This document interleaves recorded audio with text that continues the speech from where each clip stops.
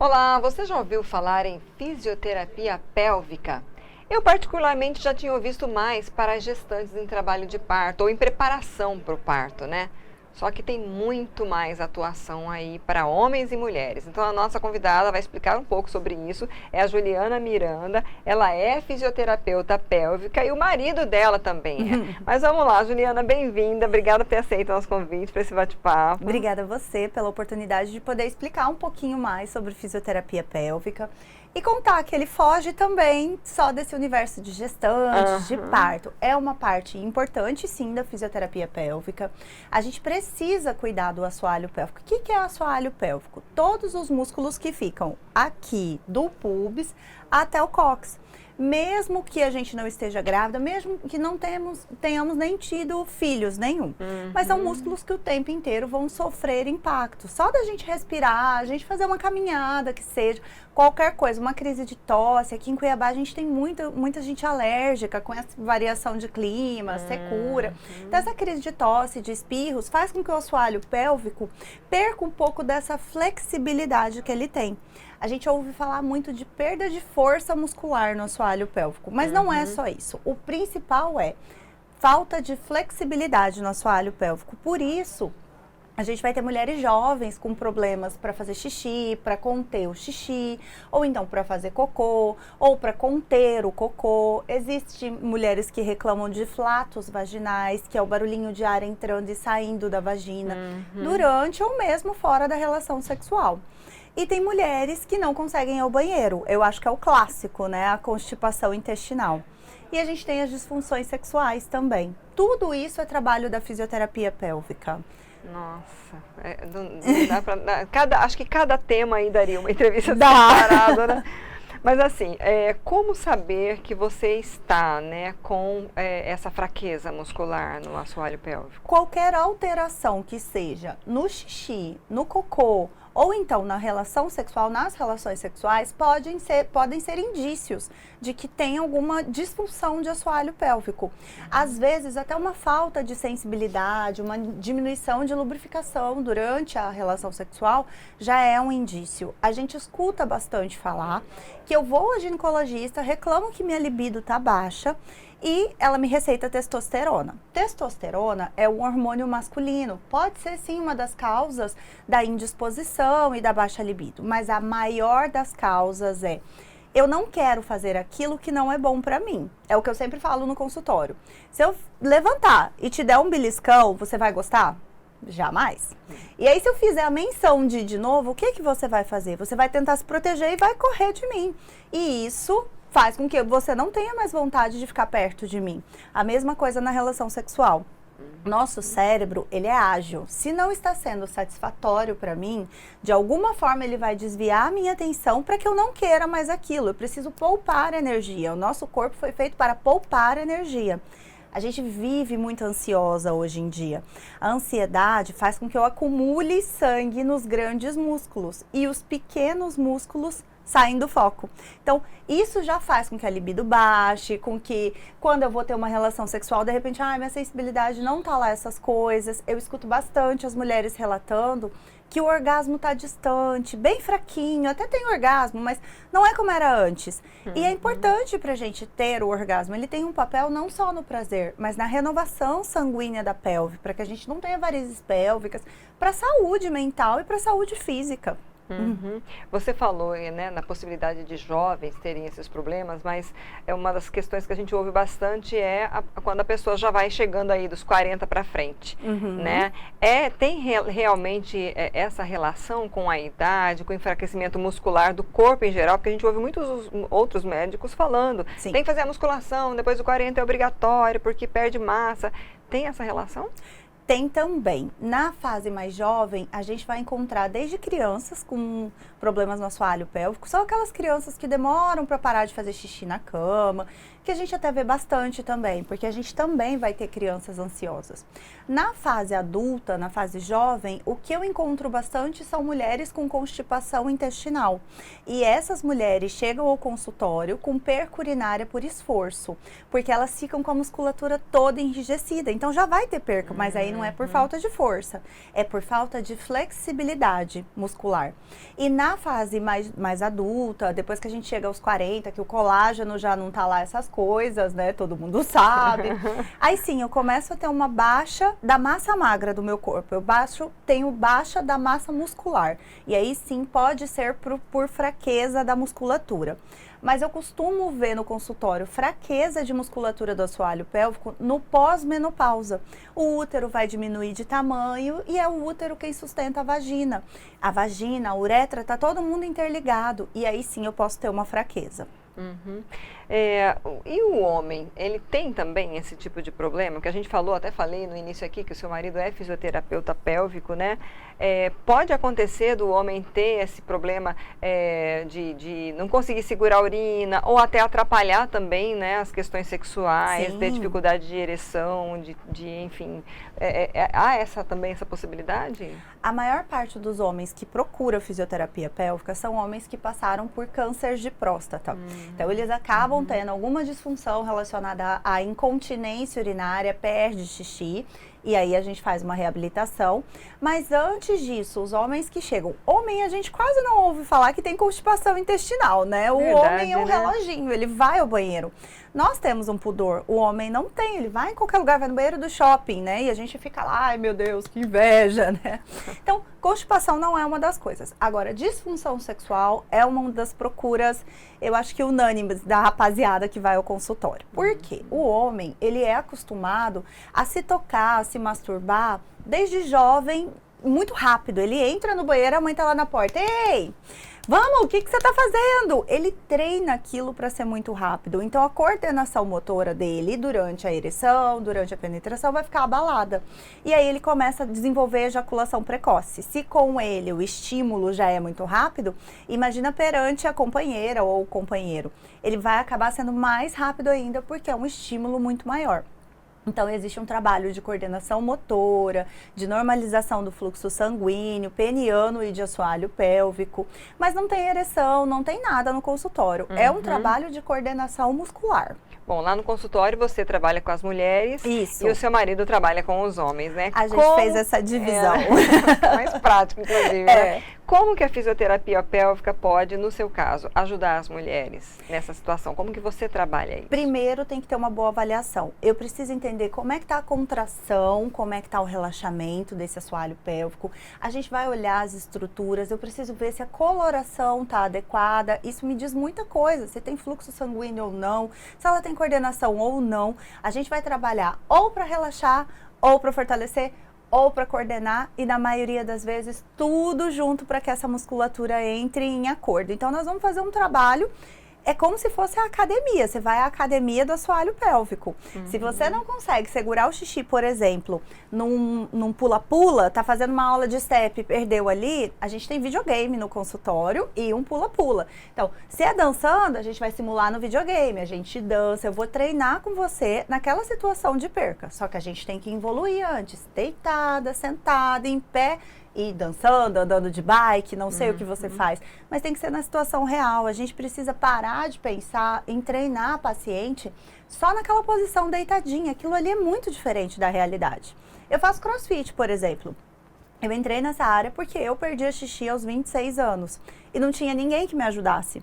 Então, eu tive que buscar para poder me tratar. Hoje eu pulo corda, eu faço tudo e não tenho perca urinária. Eu só preciso me lembrar de treinar o meu assoalho pélvico. Ele precisa ter flexibilidade e força muscular. Se der algum desvio, pode ser que aconteça, mas eu preciso sempre estar atenta. Olha, que interessante. Você falou inicialmente da questão da testosterona, né? Sim. Às vezes realmente faz exame de sangue e tal, verifica, tem né, os hormônios, falando, por exemplo, da mulher na menopausa, Sim. né? Tem os hormônios que estão baixos, a testosterona que a mulher tem também, mas às vezes está lá embaixo, né? Os hormônios femininos. Então, assim, buscando esse equilíbrio, ela consegue lá fazer esse tratamento e com mais a fisioterapia pélvica, ela consegue reverter, por exemplo, as situações que você falou, de baixa libido, de problemas de orgasmo? Totalmente. Eu tenho casos, assim, icônicos. Tem uma senhora de 79 anos. Nossa. Ela chegou e falou, olha, eu não tenho mais vida sexual. Ela já estava com tratamento hormonal e eu não descarto o tratamento hormonal, psicológico. Né? A gente precisa entender que nós não somos só físico ou só emocional ou só hormonal, químico. Nós somos um conjunto de coisas. Então tem que ser avaliado por vários profissionais e, de preferência, num conjunto de profissionais interligados, interdisciplinaridade. É o que a gente tem feito no IGPA hoje em dia. A gente tem coloproctologista, gastro, essa mulher está sendo avaliada, esse homem está sendo avaliado por todos. E a gente tem contato com todo mundo. Se os hormônios não estiverem ok, não adianta eu trabalhar a musculatura. Essa musculatura não vai responder. E vice-versa. Se de repente essa mulher ou esse homem está num relacionamento que ele não se sente à vontade, também não vai ter resposta. Então, tem que ser tudo interligado. Infelizmente ou felizmente, a gente sabe disso e hoje a gente está tendo acesso. Às vezes até a nutrição está influenciando. Tem casos de pacientes que têm intolerância à lactose, vive com gases, vive estufado. Como que ela vai querer ter uma boa relação sexual? Ou então, como é que essa paciente vai conseguir sentar e evacuar? Esse assoalho pélvico está sobrecarregado, ele não vai conseguir executar as funções. Então, a gente trabalha todos juntos e sempre muito atentos para que o paciente tenha o melhor prognóstico possível. E o resultado é incrível. E você são sessões? Como é que é marcado? Por sessão. Isso? Primeiro a gente faz uma avaliação e determina um número X de sessões iniciais que varia de paciente para paciente, de caso para caso.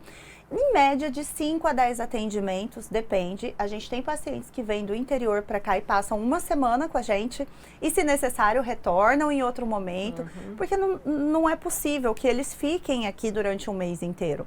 Então, de 5 a 10 sessões, a gente já vai ter um resultado bem bacana, uma diferença para esses pacientes. Uma dúvida que me veio, que eu me lembrei agora. Qual a diferença da fisioterapia pélvica, por exemplo, para o pompoarismo? Pompoarismo são exercícios de contração, relaxamento e expulsão. Por que a fisioterapia pélvica não fala que trabalha com o pompoarismo? Mulher já tem tendência a ter queda. Na verdade, os seios vão, a pele vai. Então, a gente não fica fazendo nada que estimule essa queda. Lá dentro, eu tenho os órgãos que são sustentados por ligamentos. Se eu fico fazendo força de expulsão, eu com certeza vou causar um prolapso, que a gente conhece como bexiga caída, sabe? Então, não é legal a gente fazer o trabalho de expulsão, mas é legal a gente aprender sim a ter coordenação motora para o nosso próprio prazer. Quando a gente faz contrai e relaxa durante a relação sexual, a gente está aumentando o fluxo sanguíneo para o clitóris. Então, a gente vai ter uma sensação de prazer triplicada. Se essa mulher conhece o corpo e coordena, ela consegue dar prazer e sentir mais prazer. É importante, né? Porque a gente ouve tanto falar do pompoarismo e né, como até um glamour em torno, né? É um item a mais, né, que a gente pode oferecer para alguém, né? Às vezes ligam algumas mulheres lá, elas querem fazer grupos e ir para o consultório em grupos para treino de pompoarismo. E não é assim. Primeiro, a gente mal conhece como fazer uma contração. Tem muita gente que às vezes chega, como a gente não tem esse treino, a gente não conhece. O assoalho pélvico é um dos pontos que a gente não pode olhar, não pode tocar e ninguém pode chegar perto. Então, como que eu vou saber como fazer exercícios? O que eu vejo bastante é paciente que murcha a barriga ou então que aperta o bumbum. Outra modinha, né? A gente precisa primeiro conhecer para depois identificar a musculatura e aí começar um treino. Então não dá para ser um trabalho em grupo, tem que ser um trabalho individualizado, tem que passar por uma a avaliação, depois um treino e aí sim você vai para algo a mais. É como quem está querendo começar uma academia e falar, vou pegar 100 quilos e jogar lá em cima. Não vai dar. Você pode Vai até fazer uma vez, mas amanhã tá lascado, viu? Uma outra modinha que eu tô lembrando das coisas aí, gente. Uso de objetos eróticos, vibradores, isso tudo pode trazer algum problema para o assoalho pélvico? Para o nosso orgasmo. Os objetos, claro que se for confortável, não tem problema nenhum, pode usar o que vocês quiserem. Agora, vibrador. Vocês já pegaram um vibrador? Eu sempre comparo com outras partes do corpo, porque é muito semelhante. Se eu pegar um vibrador e ficar aqui com ele na pontinha do meu nariz, eu vou ter uma sensação que está anestesiado. Então, eu vou precisar de um tempo para aquilo se recuperar e eu voltar a sentir normalmente ali. Se eu uso o vibrador todos os dias no clitóris, que é um órgão muito pequenininho e muito cheio de vascularização, eu vou aos poucos dessensibilizar, eu vou perder a sensibilidade nesse clitóris. Não é que não pode usar, pode, deve, tranquilo. Só que o problema é usar moderadamente e não friccionar para não machucar, para não lesionar o clitóris, não tem problema nenhum. Olha só, hein, gente, porque senão aí acaba que você também, como mulher, para você se relacionar com um parceiro, você às vezes não vai conseguir, porque é tão diferente. A gente viu muito artista falando disso aí recentemente. O pênis não vibra, né? Não vai chegar a lugar nenhum nenhum com o parceiro, o estímulo vai ser baixo. Bom, para quem quiser conhecer mais, no caso, por exemplo, da fisioterapia pélvica, ela é coberta por planos de saúde, Sim, por exemplo? Os planos, a maior parte dos convênios de saúde, eles cobrem a fisioterapia pélvica, basta ligar para a minha secretária, se o médico indicar também é só ligar para a secretária e chegar ao consultório. Pelo convênio é necessário um encaminhamento médico. Agora, para uma avaliação a gente nem pede, eu não cobro avaliação, porque existem pacientes que realmente não são pacientes tratáveis com fisioterapia, então eu encaminho. E eu não acho justo cobrar para fazer isso, então é só ligar e marcar no consultório, depois a gente vê como vai ser. Antes de falar onde te encontrar, outra questão Sim. que me veio, que você falou da bexiga caída. Antigamente se falava de tem que fazer a cirurgia para levantar, para recuperar. Você observa isso, se realmente há indicação de cirurgia, é cirurgia Sim, mesmo? A gente no consultório faz essa avaliação. O que é a bexiga caída? É um prolapso. Prolapso significa que está todo mundo solto ali dentro. Então, quando a gente toma banho, a gente vai passar a mão por ali, você vai sentir uma bolinha, ou então você vai me relatar e tem um peso no final do dia. Ou então a perca urinária vai ser assim. Eu tô sentada, eu não tô com vontade de fazer xixi, quando eu mudo de posição, vaza um pouquinho de xixi. Esse é o clássico de cirurgia. Então, aí o médico vai colocar uma telinha e vai levantar essa bexiga ou estabilizar a parede do reto, porque pode ser o útero, a bexiga ou o reto. E na maior parte das vezes é uma instabilidade de todo mundo ali. Então, ele coloca todo mundo no lugar. Caso a gente faça os testes e não seja esse o problema, quando eu espirro, escapa xixi, quando eu tô com muita vontade de ir ao banheiro, vai vazando. Normalmente essas são situações que não precisa de cirurgia e que, na verdade, a cirurgia não vai resolver. Ela maquia os sintomas por mais ou menos 2 anos. Mas durante a avaliação tudo isso é perceptível e hoje a gente tem parceiros incríveis. Ginecologistas, urologistas, eles confiam no trabalho, encaminham e falam, olha, tenta ver para mim se realmente é necessário, se a fisioterapia pode fazer alguma coisa, e tem sido um trabalho muito bacana de se fazer. E depois da cirurgia? Vai também pra gente colocar todo mundo no lugar. Gente, é quanta coisa, né? Olha só. Então, assim, onde que te encontra? Como que as pessoas podem fazer para buscar uma avaliação? Onde que fica a clínica? Redes sociais? Passa todos os contatos. A gente tem 2 consultórios, tanto eu quanto o meu marido. A gente atende no Centro de Reabilitação Pélvica, no Santa Rosa Tower, 11º andar, e no IGPA, Instituto de Gastroenterologia e Coloproctologia Avançado, que fica dentro do CEDIC. Mas vocês podem falar com a gente sempre no mesmo telefone, a nossa secretária que direciona, no telefone 996197779. E vocês encontram a gente no Instagram como Centro de Reabilitação Pélvica. Tá ótimo. Juliana, muito obrigada novamente Obrigada a pelas suas você, informações. foi um prazer. Espero que tenha ajudado muita gente, tirado muitas dúvidas de muita gente. Eu vou repetir aqui então para você, gente, o telefone 999-619-7779, correto? Isso. Notei rapidinho, mas deu certo. 999-619-7779. Vou colocar aqui para você, tá? Ou Centro de Fisioterapia Pélvica, ou o IGPA. Procure, tire suas dúvidas, indique para alguém, curta e compartilhe essa entrevista. Até a próxima.